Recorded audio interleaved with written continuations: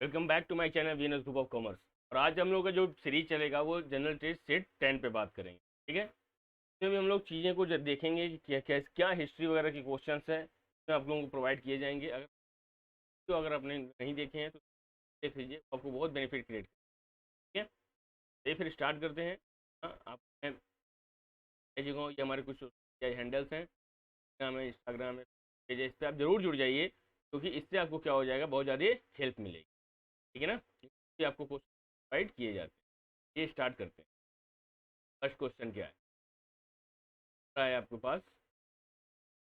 The following gods are not belong to the Rigvedic period. कौन से इसमें ऋग्वैदिक पीरियड से नहीं हुए थे? शिवा नहीं हुए थे, दिति नहीं हुई थी, इंद्र नहीं हुए थे, या फिर मारुत नहीं हुए?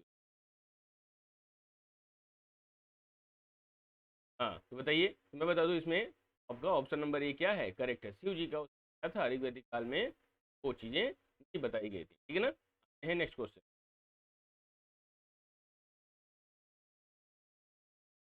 जी भाई, इनके ऊपर थोड़ा सा चीज आ गया है, इसको भी थोड़ा पढ़ लिया जाए।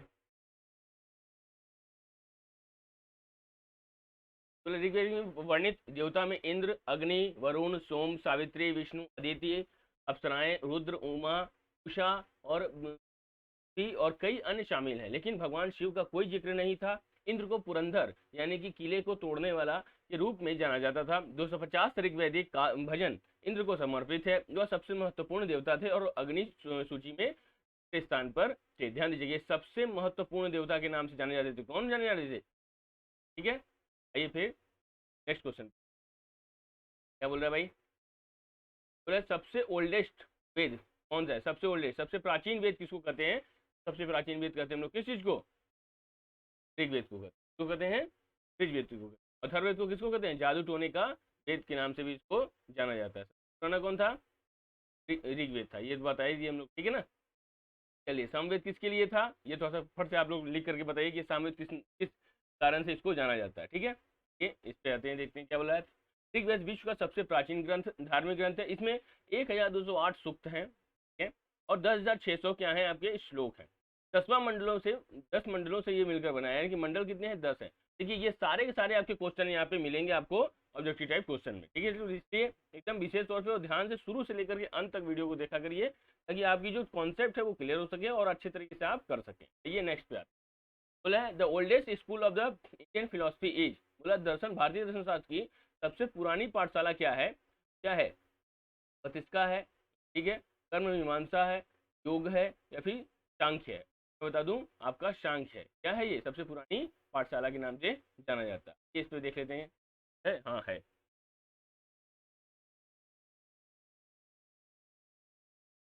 क्या बोल रहा है इसमें? भारतीय दर्शन भारतीय उपमहाद्वीप में विकसित दार्शनिक परंपराओं को संदर्भित करता है। एक पारंपरिक वर्गीकरण 3 वैकल्पिक मानदंडों में से एक के आधार पर दर्शन शास्त्र में के रूढ़िवादी यानी कि आस्तिक और विषम नास्तिक स्कूलों को विभाजित करता था।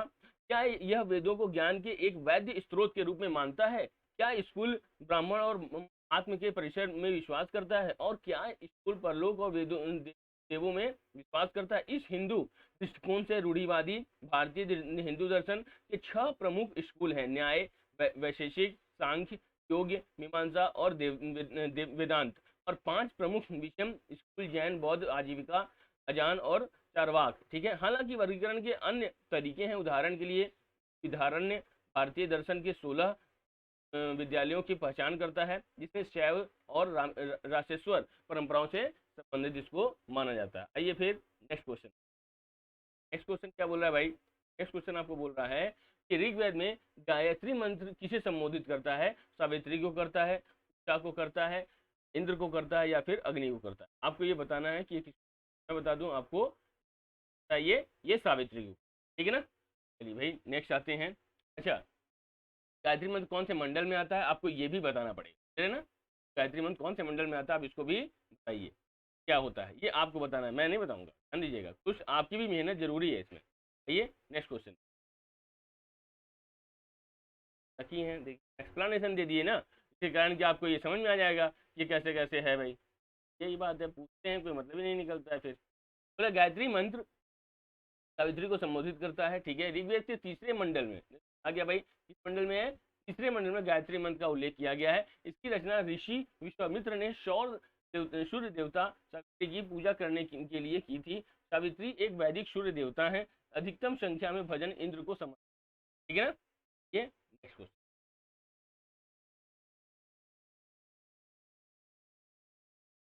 क्या बोला, Buddha was born in, Buddha कब जन्म लिए थे, ये जन्म लिए थे आपको 563 बीसी में लिए थे, 563 बीसी में इन्होंने जन्म लिया।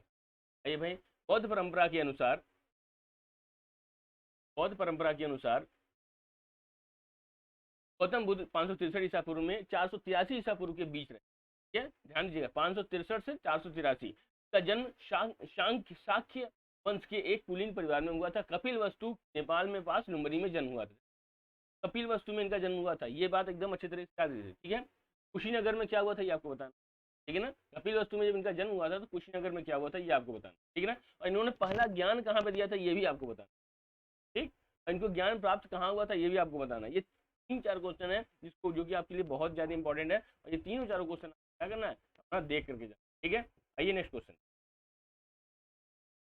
बोला है ड्यूरिंग विच पीरियड द वैदिक लिटरेचर वाज कंपोज, ठीक है भाई। वैदिक साहित्य की रचना किस काल में हुई थी, किस काल में हुई थी, 1500 बीसी से 1000 बीसी में हुई थी, 1200 बीसी से 1000 बीसी में हुई थी, 1000 बीसी में हुई थी, 3000 बीसी से 2500 बीसी। मैं बता दूं ये कब हुई थी आपकी, 1500 बीसी से 1000 बीसी। ये नेक्स्ट पे देख लीजिए क्या है, इंपॉर्टेंट है क्या भाई। बाद का वैदिक युग 1000 से 600 ईस्वी पूर्व, 4 वेद के वेद कितने हैं, 4 हैं, ठीक है ना। कितने हैं भाई, ऋग्वेद है, यजुर्वेद है, सामवेद है और अथर्ववेद है। एक वेद के 4 उपखंड हैं, संहिताएं मंत्र और आशीर्वाद के लिए, आरण्यक अनुष्ठान समारोह ज्ञान और प्रतीकात्मक बलिदान का पाठ के लिए, ब्राह्मण अनुष्ठान समारोह और बलिदान पर के लिए, और उपनिषद ग्रंथ ध्यान पर ध्यान चर्चा करते हैं, दर्शन और आध्यात्मिक ज्ञान के लिए, ठीक है। कुछ विद्वान 5वीं श्रेणी उपासना पूजा जोड़ते हैं, ठीक है। उपनिषदों के ग्रंथ लैंगिक श्रवण परंपराओं के समान विचारों पर चर्चा करते हैं भाई, ठीक है। आइए next question,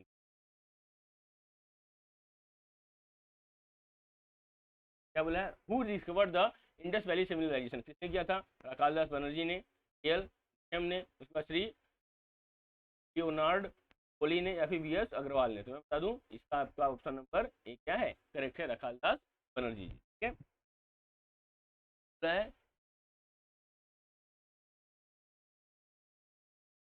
sir John Marshall के तहत एक पुरातात्विक अभियान शुरू किया गया था। अन्य सदस्य राय बहादुर, दयाराम शाही और माथो, ठीक है, स्वरूप वत्स है। उन्होंने 1921 में हड़प्पा की खुदाई शुरू की, ठीक है। एक प्राचीन सभ्यता का संकेत देने वाली इमारतों और कलाकृतियों को ढूंढते हुए ये जल्द ही 1922 में Rakhaldas Banerji, Ernest J H Mackay और मार्शल द्वारा मोहनजोदारो से पूरित हुए। 1931 दारो के बहुत से हिस्सों की खुदाई कर चुके थे, ध्यान दीजिए। तो इसमें कौन किया था, हड़प्पा की खुदाई उन्होंने किया था, किसने किया था ये बताइए, बताइए किसने किया था, राखालदास बनर्जी ने, ठीक है ना। आइए नेक्स्ट क्वेश्चन,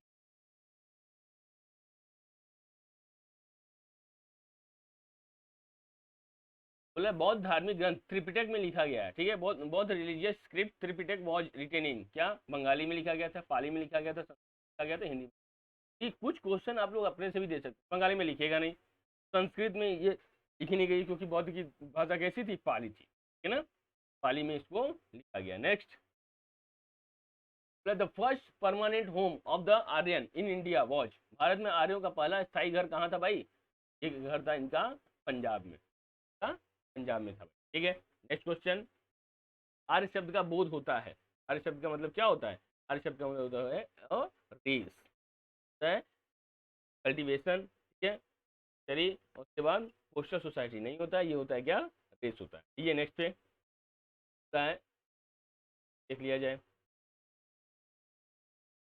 तो हमने एक्सप्लेनेशन दिया जो बहुत ज़्यादा जरूरी है। आर्यों के संबंध में अनेक मत है, लेकिन सर्वाधिक स्वीकृत मत यह है कि आर्य एक जाति नहीं बल्कि एक भाषाई समूह है, ठीक है ना, एक जाति नहीं, बात हमेशा ध्यान दीजिए, भाषाई समूह है जो लोग इंडो यूरोपियन भाषा बोलते हैं, जैसे ग्रीक, लैटिन, जर्मन, फारस आदि भारत आए थे, ठीक है, आर्य कहलाते हैं, ठीक है। वे खुद को नोबल क्लास मानते थे, वे पहले भारत में इंडो गैंगटेक यानी वर्तमान पंजाब में प्लेन के पास बसे थे।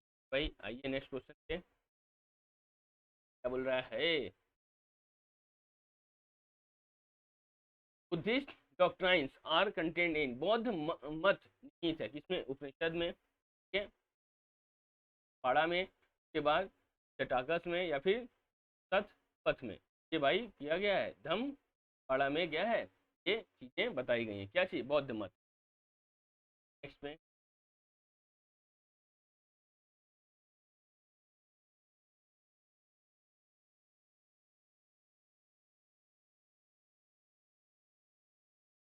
धम्मपद पद्य रूप में बुद्ध के कथनों का संग्रह है और सबसे व्यापक रूप में पढ़े जाने वाले और सबसे प्रसिद्ध बौद्ध धर्म ग्रंथों से एक है।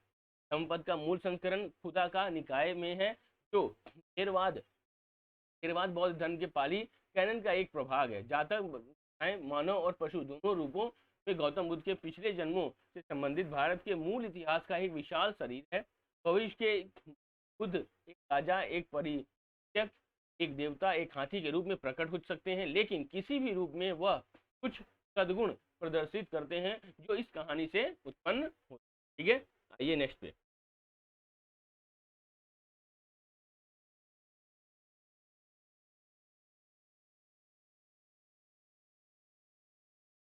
बुद्ध ने अपना पहला उपदेश कहाँ दिया था, आपसे क्वेश्चन पूछे थे, अब बता दिया, काशी में दिया था, सारनाथ में दिया था, कुशीनगर में दिया था, या बोध गया में दिया। ठीक है, मैं बता दूं, इनका ज्ञान प्राप्त हुआ था बोध गया में, ये कुशीनगर में इनकी मृत्यु हुई थी, लुम्बिनी में क्या हुआ था, इनका जन्म हुआ था, सारनाथ में ये क्या किए थे, पहला ज्ञान दिए थे। ठीक है, और सारनाथ कहाँ पड़ता है,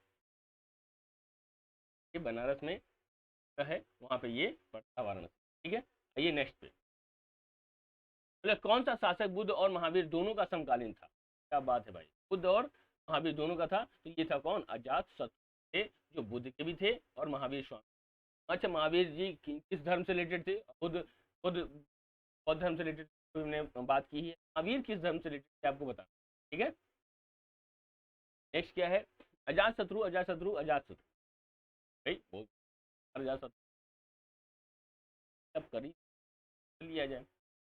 बोल रहा है क्या, संस्कृत अजात शत्रु, पाली अजात शत्रु। ठीक है, 492 में मतलब बोला है अजात शत्रु, भाई 492 से 460 ईसा पूर्व या 5वीं शताब्दी ईसा पूर्व पूर्वी भारत में मगध के हरेका वंश के राजा थे, वह राजा बिंबिसार के पुत्र। ठीक है, और महावीर और गौतम बुद्ध के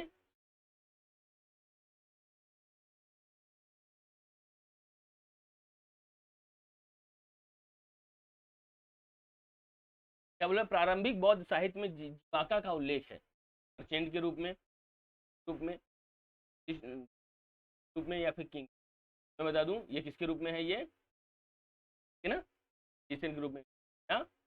next, which of the following was not a part of Tripitaka three basket. ठीक है, इनमें से कौन सा त्रिपिटकों की तीन टोकरी का हिस्सा नहीं, कौन सा, सुत्त, अभिधम्म, जातक, पद, विनय। मैं बता दूं ये कौन था, जातक। ठीक, ये नेक्स्ट क्वेश्चन, बोले राज तरंगिणी द्वारा किसके द्वारा लिखी गई थी, तो राज तरंगिणी द्वारा लिखी गई थी भाई, ये कलहन जी के द्वारा। ठीक है, ये नेक्स्ट क्वेश्चन, मथुरा कला विद्यालय कब कला फूला था, when did the Mathura school of art flourish. ठीक है भाई, ये किसके द्वारा किया था, ये कुषाण पीरियड में, कुषाण शासकों को किया गया था उस समय। ठीक, नेक्स्ट, कौन थे नसीरुद्दीन चिराग, नसीरुद्दीन चिराग कौन थे भाई, ये थे भाई संत के नाम से जाने जाते थे। ठीक, नेक्स्ट क्वेश्चन, बोला अष्ट दिग्गजों को संरक्षण प्राप्त था। ठीक है भाई, वीरा नरसिम्हा को, कृष्ण देव राय को, के बाद देवराय प्रथम को, या फिर देवराय, ये किया गया था भाई कृष्ण देव राय जी को, ये इसलिए संरक्षण प्राप्त था अष्ट दिग्गज। ठीक है, आइए नेक्स्ट क्वेश्चन, बोला है which of the following statement is are correct about the civil disobedience movement. किसकी, आपको ये बताना है, बता दूं, हिंदू मुस्लिम एकता का स्पष्ट अभाव था, ये क्या है, गलत है। ठीक है, क्या बोला है, आंदोलन के को बड़े पैमाने पर व्यापारिक समर्थन मिला था, यस, ये क्या है। नेक्स्ट कहते हैं महिलाओं की भागीदारी बड़े पैमाने पर थी, क्या था, ये ऐसा था नहीं, महिलाएं उसमें रोल ही नहीं अदा करती थी भाई। 16 सितंबर 1930 के बाद के आंदोलन में कमी आने लगी। हाँ, ये भी बात क्या है आपका, और दूसरा है, हाँ इज करेक्ट। ठीक है, नेक्स्ट क्वेश्चन जाते हैं।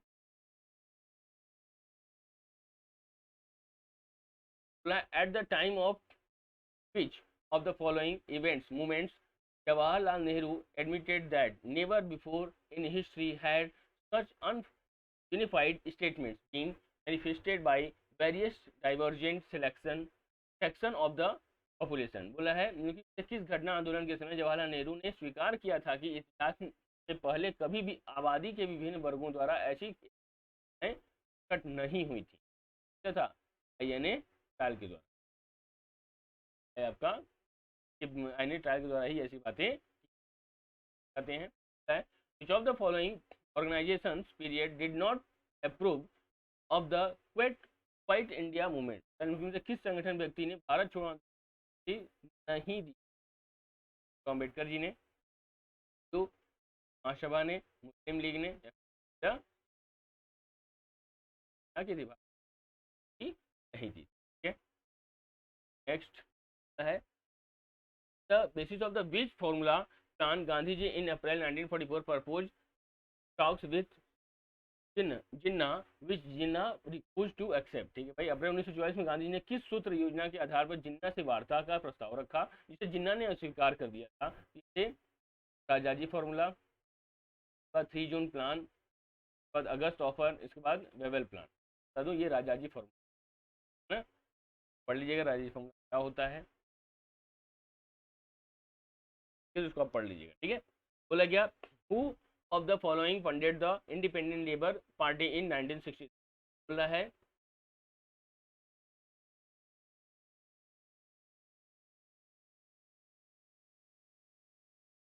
इनकी में किसने 1936 में इंडिपेंडेंट लेबर पार्टी की स्थापना की थी? जगजीवन राम ने की थी, जयप्रकाश नारायण जी ने की थी, फिर एम.पी. राजा ने की थी। तो ये भीमराव अम्बेडकर